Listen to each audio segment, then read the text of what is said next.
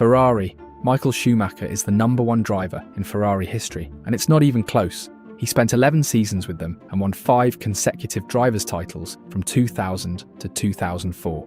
He grabbed 72 race wins, pulled off 58 pole positions, and earned 53 fastest laps. His win rate was nearly 45%, which is insane for someone racing at that level. Schumacher made 179 race starts and finished on the podium more than 100 times during his Ferrari career. He dominated every season from 2000 to 2004 and set records that are still standing today. Nobody controlled races like him during that era. His relentless work ethic and technical feedback helped Ferrari develop the fastest cars on the grid. He helped Ferrari win 6 constructors' titles. He also earned many podium finishes, even when mechanical failures cost him points. Schumacher won at famous tracks like Monaco 5 times. He also made Imola seem easy, where the tifosi adored him like a god. His skill in wheel-to-wheel battles was unmatched, and he consistently delivered when championships were on the line. When Schumacher arrived in 1996, Ferrari was struggling badly. They hadn't won a driver's title since Jody Scheckter back in 1979, and the team was considered a has-been compared to Williams and McLaren. His partnership with John Todt and Ross Brawn changed everything. It brought Ferrari back to the top of Formula One.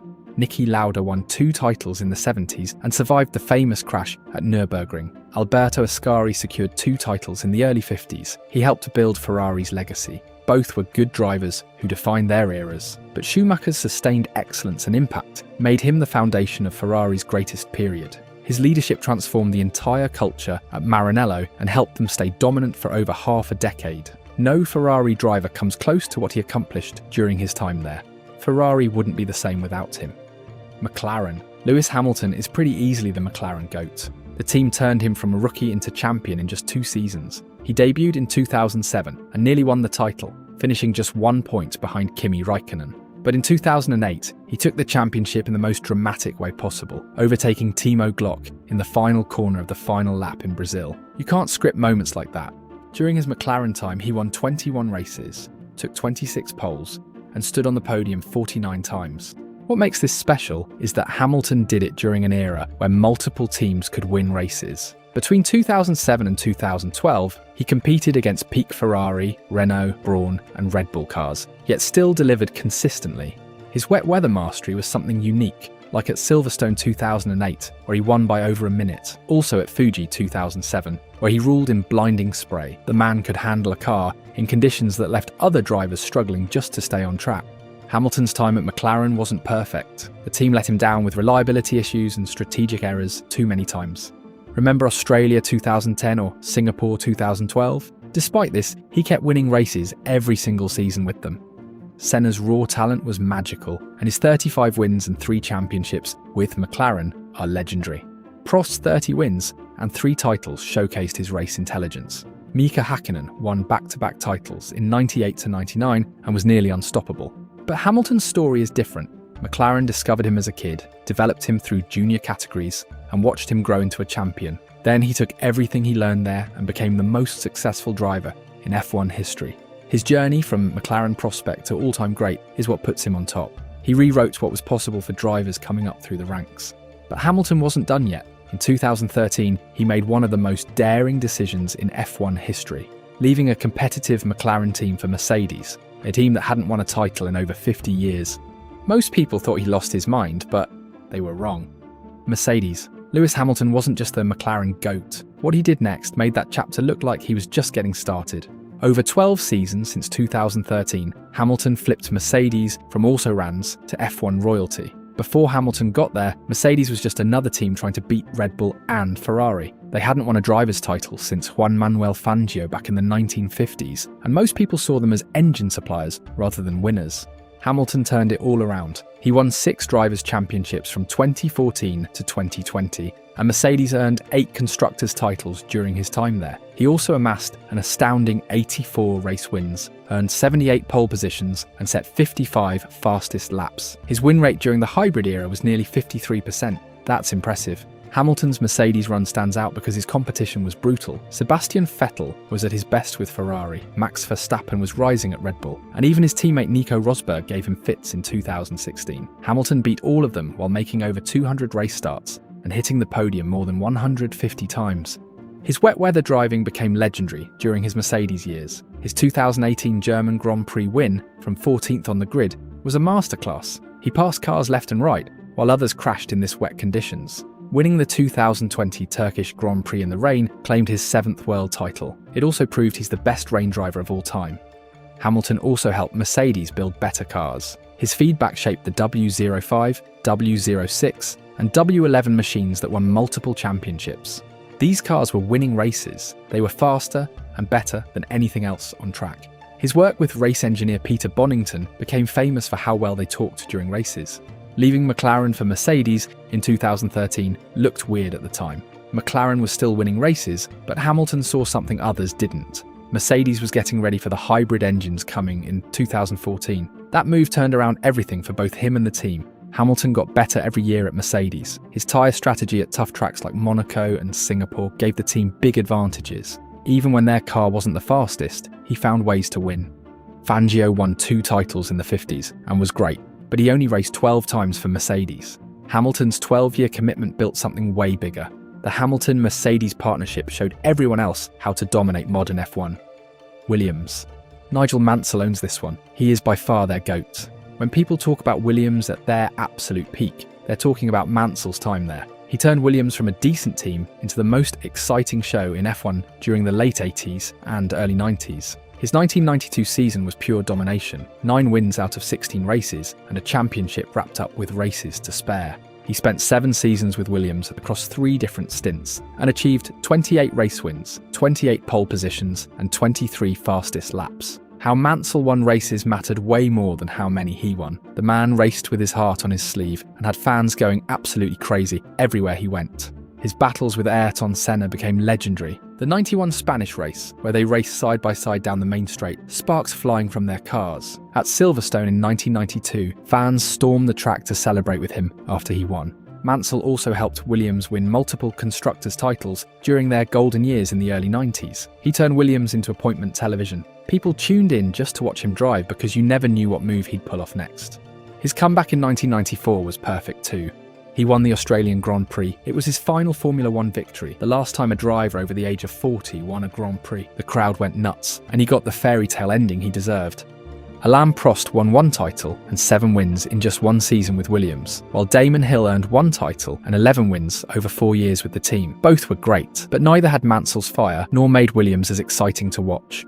Mansell did more than race for Williams. He was the core of the team during their best years. No other driver was more Williams than Mansell himself.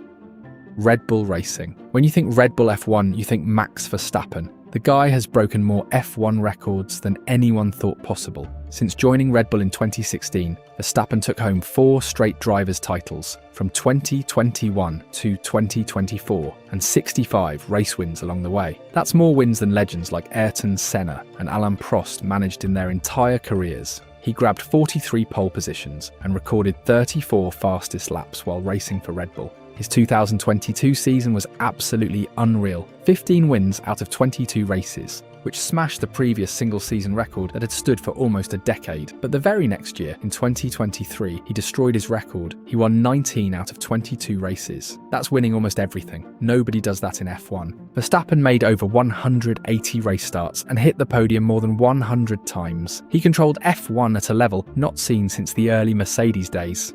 The bigger the moment, the better Verstappen performs. The 2021 title fight with Lewis Hamilton was epic, going wheel to wheel for an entire season before that final lap overtake in Abu Dhabi. That race will go down as one of the greatest moments in F1 history. Max also won his first Red Bull race at just 18 years old in Spain 2016, becoming the youngest winner ever and announcing himself to the world. Verstappen mixes ruthless attacking with surgical precision. He finds overtaking opportunities that other drivers can't even see. His wet weather performances at the Grand Prix of Brazil were magic. The kind of drives that remind you why F1 is the pinnacle of motorsport. When track conditions get tough, Verstappen gets faster. The mental side is where Verstappen separates himself from everyone else. While other drivers break under pressure, he seems to get stronger. Nobody bounces back from setbacks like he does, and delivers his best performance when titles are on the line. Red Bull knew they'd struck gold when this teenager started winning races, but even they couldn't predict he would become this dominant. His impact goes beyond winning races. Verstappen brought millions of new fans to F1, particularly in his home country, the Netherlands, where he ignited a total motorsport transformation. Dutch Grand Prix attendance exploded because of him, and Orange Army fans now travel worldwide to support their hero. Sebastian Vettel was untouchable during his Red Bull years from 2009 to 2014, winning 4 titles and grabbing 38 wins in dominant cars. Vettel built the foundation and showed Red Bull could win championships. But Verstappen's 65 wins came in a way more competitive era against stronger opposition.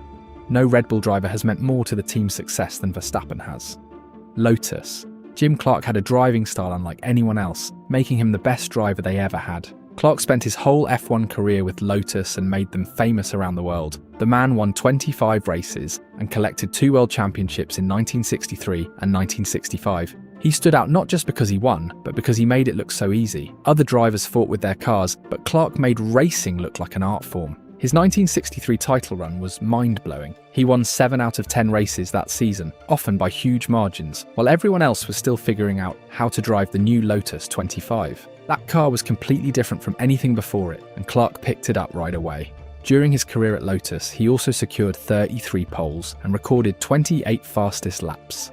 Working with Colin Chapman was what made Clark so powerful. Chapman built these wild, innovative cars that were faster than anything else, but they were also hard to handle. Most drivers couldn't get the best out of them. Clark was different. He could take Chapman's designs and make them work.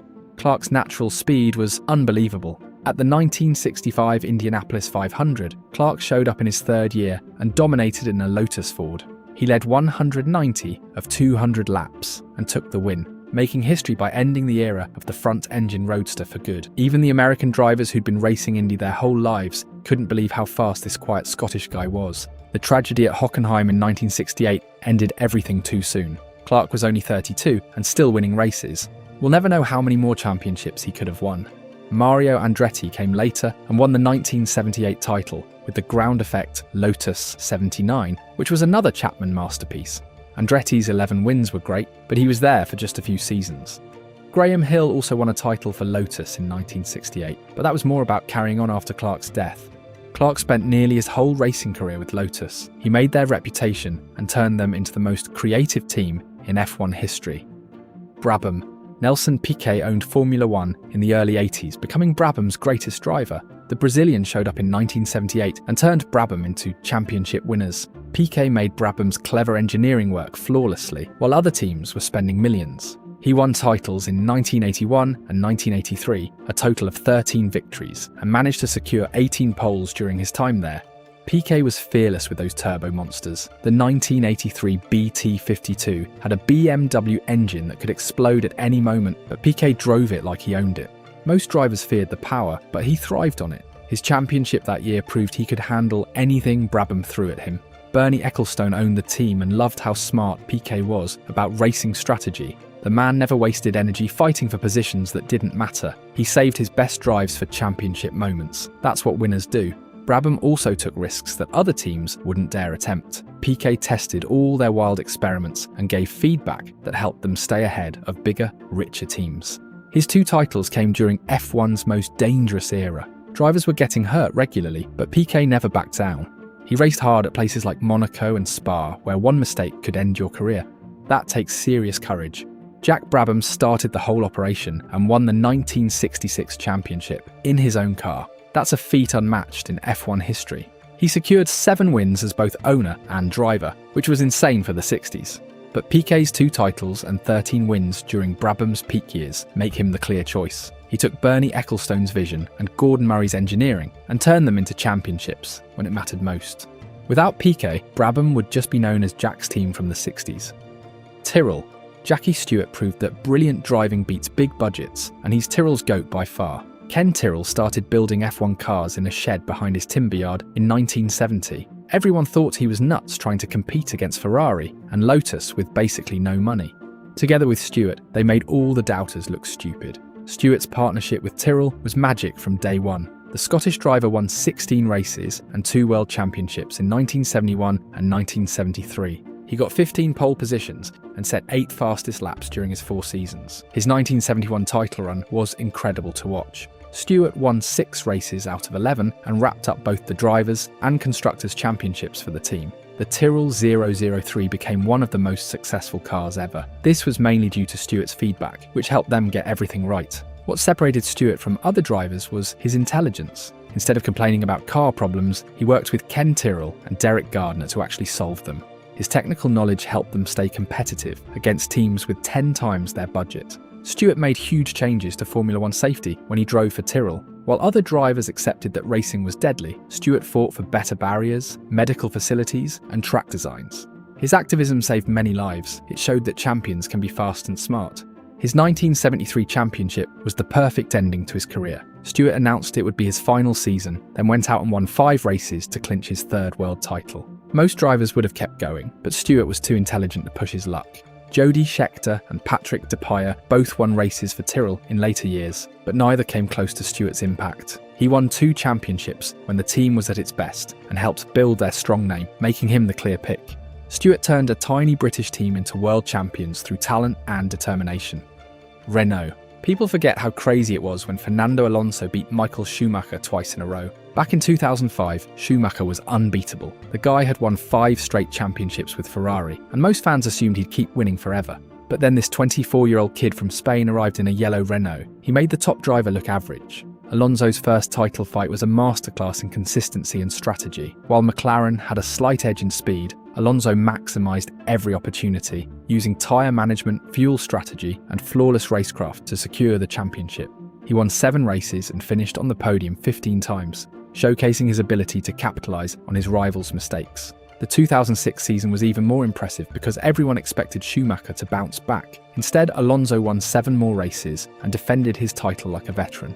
That takes serious mental strength for someone in his mid-20s. Alonso stood out from his competitors because he could understand races better than anyone else. In the 2008 Singapore Grand Prix, Alonso started from 15th on the grid due to a mechanical issue in qualifying. Despite this setback, he executed a brilliant strategy and used a safety car period to climb through the field and secured a victory. This race showed his skill at turning bad luck into success through sheer tactical brilliance.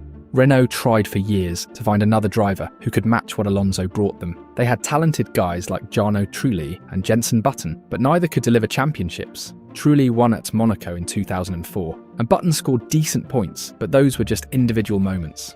Alonso gave them 2 drivers' titles, 2 constructors' titles, and 17 race wins during 2 different stints with the team. He showed that a perfect strategy can win against better equipment if the driver is skilled. He changed what it meant to drive for Renault forever. I hope you enjoyed this one. I'll be dropping more videos soon. Hit subscribe if you're interested. Thanks for watching.